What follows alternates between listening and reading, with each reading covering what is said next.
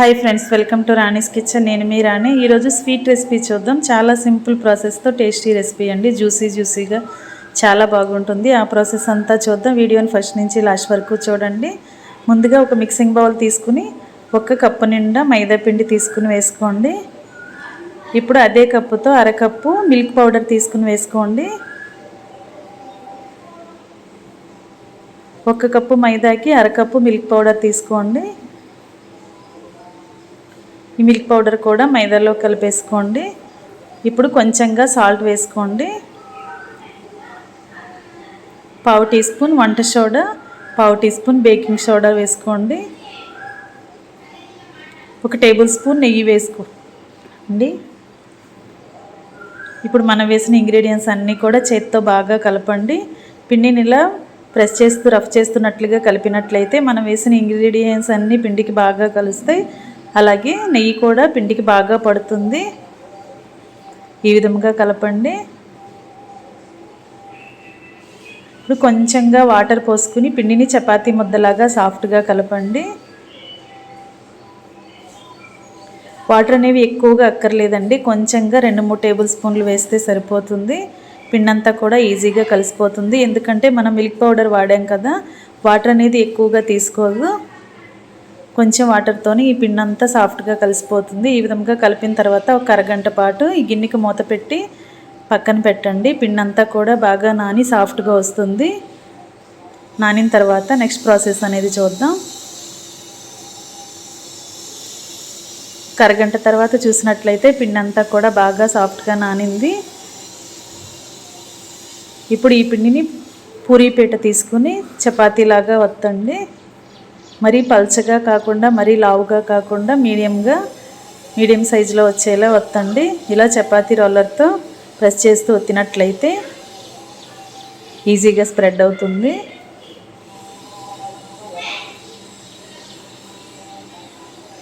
ఈ విధంగా అంచుల వరకు కూడా ప్రెస్ చేస్తూ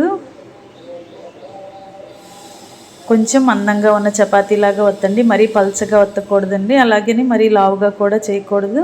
మీడియంగా చేసుకోండి. ఇలా చేసుకున్న తర్వాత ఇప్పుడు 4 వైపులా కూడా ఎక్కువగా ఉన్న పిండి అంతా కూడా కట్ చేసేసి తీసుకోండి.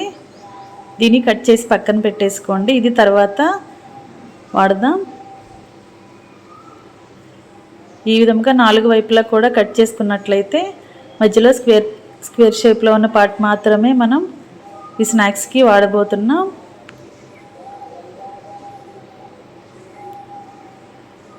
ఇలా ఒక స్కేల్తో కానీ లేదంటే అట్ల కాడు ఉంటుంది కదా, అట్ల గరిటతో కూడా మనం ఈ ప్రాసెస్ అనేది చేసుకోవచ్చండి.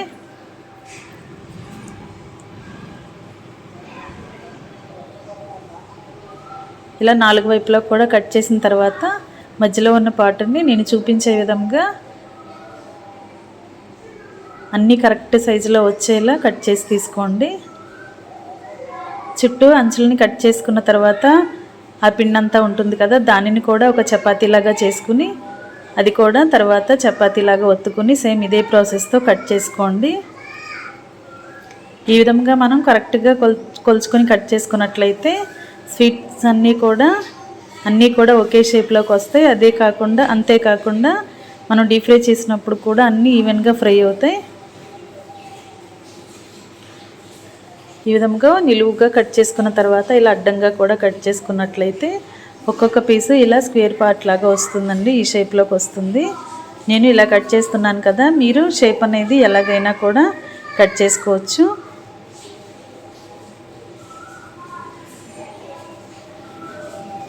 ఇలా కట్ చేసుకున్న వాటిని ఒక్కొక్క పీస్ తీసుకుని ఇలా సైడ్ని కొంచెంగా వత్తండి. కరెక్ట్ షేప్కి వస్తుంది. ఈ విధంగా చేసుకున్నవన్నీ కూడా ఒక ప్లేట్లోకి సర్ది పెట్టుకోండి.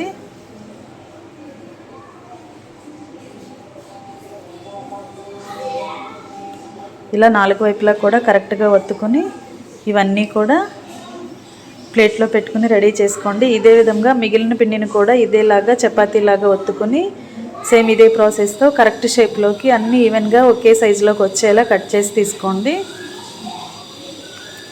ఫ్రెండ్స్, నా ఛానల్ని ఫస్ట్ టైం వాచ్ చేసిన వారు సబ్స్క్రైబ్ చేసుకుని పక్కనే ఉన్న బెల్ బటన్ని క్లిక్ చేయండి. నేను పెట్టబోయే రెసిపీస్ అన్నీ మీ ఫోన్కి నోటిఫికేషన్కి వస్తాయి కదా, ఓపెన్ చేసి చూడండి. వాటిలో మీకు నచ్చిన రెసిపీని కుక్ చేసి ఫ్యామిలీకి సర్వ్ చేయండి. సింపుల్ ప్రాసెస్తో తక్కువ ఇంగ్రీడియంట్స్తో టేస్టీ రెసిపీస్ని పోస్ట్ చేస్తాను. మీ అందరికీ అవి నచ్చేలా ఉంటే ఖచ్చితంగా ట్రై చేసి చూడండి. ఛానల్ని సబ్స్క్రైబ్ చేసుకున్నప్పుడు మాత్రమే ఆ రెసిపీస్ అన్నీ మీ ఫోన్కి నోటిఫికేషన్కి వస్తాయండి. ఛానల్ని సబ్స్క్రైబ్ చేసుకుని పక్కనే ఉన్న బెల్ బటన్ మాత్రం క్లిక్ చేయటం మర్చిపోకండి. ఇలా అన్నీ కూడా స్నాక్స్ అన్నీ కూడా కరెక్ట్గా కట్ చేసుకుని ప్లేట్లో పెట్టుకున్నాం కదా. ఇప్పుడు స్టవ్ ఆన్ చేసి కళాయి పెట్టి డీప్ ఫ్రైకి సరిపడా ఆయిల్ పోసుకుని ఆయిల్ని మీడియంలో కాగించండి. కాగిన తర్వాత ఇలా మనం కట్ చేసి పెట్టుకున్న పీసెస్ని ఆయిల్కి పట్టినన్ని వేసుకోండి. ఒకవైపున బాగా ఫ్రై అయిన తర్వాత వెంటనే గరిటెతో వెనుక వైపు కూడా టర్న్ చేసుకుని రెండు వైపులా ఈవెన్గా ఫ్రై అయ్యేలా చేసుకోండి.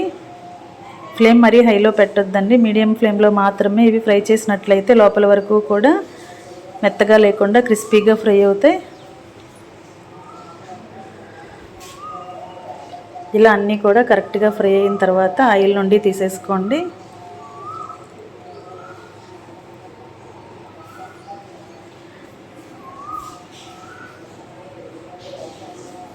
మనం వంట సోడా, బేకింగ్ పౌడర్ ఎక్కువగా వేసుకున్నట్లయితే స్నాక్స్ అనేవి పొంగుతూ చక్కగా వస్తాయండి, కానీ ఆయిల్ ఎక్కువగా పీల్చేస్తాయి. ఇదే విధంగా మిగిలినవి కూడా ఆయిల్లో వేసుకుని కరెక్ట్గా డీప్ ఫ్రై చేసుకోండి. ఈ స్వీట్ అనేది చాలా చాలా బాగుంటుందండి. ప్రాసెస్ ఇంకా కంప్లీట్ అవ్వలేదు, మీరు వీడియోని స్కిప్ చేయకుండా ఫస్ట్ నుంచి లాస్ట్ వరకు చూస్తేనే అర్థమవుతుందండి. అన్నీ మన ఇంట్లో ఉన్న ఇంగ్రీడియంట్స్తోనే సింపుల్గా చేసేసుకోవచ్చు. తక్కువ టైంలోనే ఈ స్నాక్స్ రెసిపీని కంప్లీట్ చేసి ఫ్యామిలీకి సర్వ్ చేయొచ్చు. మొత్తం అన్ని డీప్ ఫ్రై చేసుకోవటం కంప్లీట్ అయిన తర్వాత స్టవ్ ఆఫ్ చేసుకుని కళాయిని పక్కన పెట్టేసుకోండి. అదే స్టవ్ మీద వేరొక గిన్నె పెట్టుకొని 1 కప్పు నిండా పంచదార తీసుకుని గిన్నెలో వేసుకోండి. అదే కప్పుతో కప్పు నిండా వాటర్ తీసుకుని వేసుకోండి. ఇవి రెండు బాగా కాగించండి. పంచదార బాగా కరిగిన తర్వాత వాటర్ కాగటం స్టార్ట్ అయ్యాయి కదా, పాకం అనేది చిక్కబడేంత వరకు ఉడికించండి. 1 టేబుల్ స్పూన్ యాలకుల పొడి కూడా వేసుకుని అదంతా కూడా పాకంలో కలిసేంత వరకు బాగా కలుపుకోండి. మనం ఇలా పాకం ఉడుకుతున్నప్పుడు చేత్తో టచ్ చేసి చూసినట్లయితే మనకి చిక్కగా అనిపించాలండి, గమ్ములాగా పట్టుకున్నట్టు అనిపించాలి. అంతవరకు కూడా ఉడికించండి.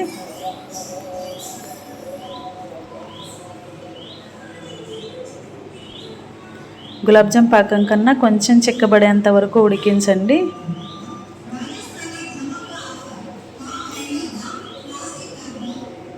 మనం మధ్య మధ్యలో పాకాన్ని చెక్ చేసుకుంటూ ఉండాలి. మరీ ఎక్కువగా పల్చగా ఉన్నట్లయితే పాకం అనేది స్నాక్స్కి ఎక్కువగా పీల్చుకోదు. చిక్కబడేంత వరకు ఉడికించిన తర్వాత స్టవ్ ఆఫ్ చేసుకోండి. ఇప్పుడు ఒక బౌల్ తీసుకుని దానిలోకి మనం డీప్ ఫ్రై చేసుకున్న స్నాక్స్ని గిన్నెలో వేసేసుకోండి. ఇప్పుడు ఉడికించి రెడీ చేసి పెట్టుకున్న పాకం కూడా అలా స్నాక్స్ మీద పోసుకోండి. ఇలా పాకం అంతా కూడా ఆ స్నాక్స్లో పోసేసుకుని ఈ గిన్నెకు మూత పెట్టి 1 గంట పాటు పక్కన పెట్టుకున్నామంటే జ్యూస్ అంతా కూడా స్నాక్స్ లోపల వరకు వెళ్ళి స్నాక్స్ అనేవి జ్యూసీగా టేస్టీగా వస్తాయండి. ఈ విధంగా రెడీ చేసి పెట్టుకున్న తర్వాత గంట తర్వాత సర్వ్ చేసుకోవటమే. చాలా సింపుల్ ప్రాసెస్తో జ్యూసీ స్వీట్ని రెడీ చేశాం కదా. వీడియో నచ్చినట్లయితే లైక్ చేయండి. మీ ఫ్రెండ్స్కి, ఫ్యామిలీ మెంబర్స్కి రెసిపీ షేర్ చేసి ఛానల్ని ఫస్ట్ టైం వాచ్ చేస్తున్నారు సబ్స్క్రైబ్ చేసుకుని పక్కనే ఉన్న బెల్ బటన్ క్లిక్ చేయటం మాత్రం మర్చిపోకండి. ఈ స్వీట్ అనేది మీరు ఖచ్చితంగా ట్రై చేసి చూడండి. Thanks for watching. నేను మీ రాణి.